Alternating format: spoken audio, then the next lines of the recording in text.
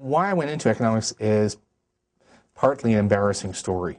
I was a huge science fiction fan as a teenager, and I loved the foundation novels of Isaac Asimov, and in which a group of social scientists, through their understanding of the laws of human behavior, saved galactic civilization. I wanted to be one of those guys, and the closest you can get to that in the world today is economics. Also, I loved history, but I found that I wasn't feeling satisfied with the history courses. I took a lot of history. I took as much history as economics when I was an undergrad, but I felt that there wasn't enough real explanation in them. And economics are a way to think about what happens in the world, that you really are getting a lot of traction on reality. So all that took me into economics. Well, I was super lucky as an undergrad because I had first of a series of mentors. So Bill Nordhaus, who was at Yale, I took an undergrad course from him, sort of took me under his wing, got me into doing some research at that point on energy issues.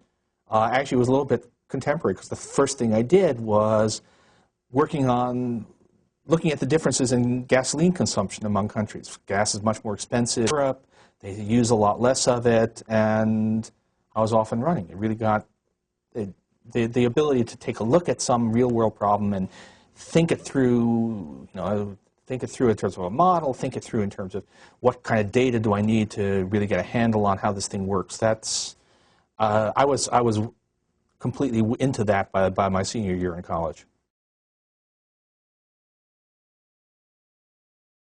So when I went off to grad school, one of the underlying rules, if you do go to grad school, is that whatever it is you thought you were going to work on is not what you end up working on. So I thought I was going to do energy, but found that international trade got me really interested.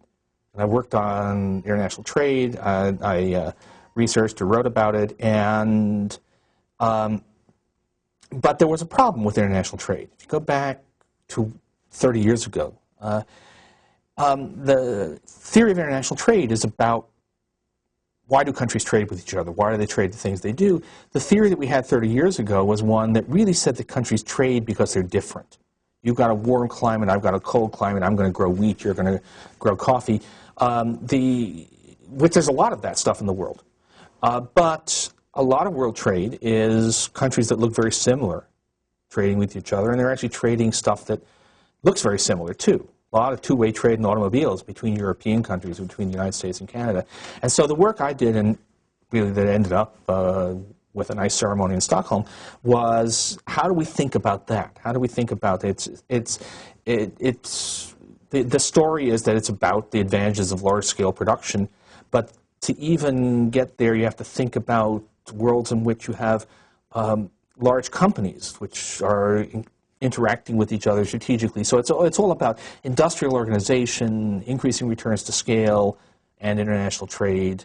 It's kind of seems totally natural now, but at the time it was really a radical departure in the way people thought about it.